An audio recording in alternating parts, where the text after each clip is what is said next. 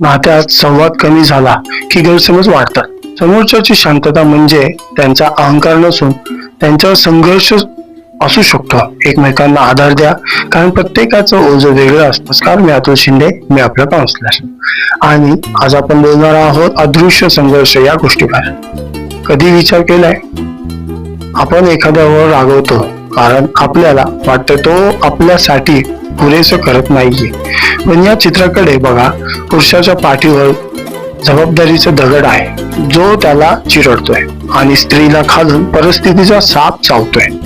दोघांनाही एकमेकांचं दुःख दिसत नाहीये। जगातील प्रत्येक व्यक्ती अशा एका लढाईत गुंतलेले असते ज्याबद्दल आपल्याला काहीच माहित नसतं। म्हणून कोणालाही जज करण्याआधी एकदा त्याला समजून घेण्याचा प्रयत्न करा।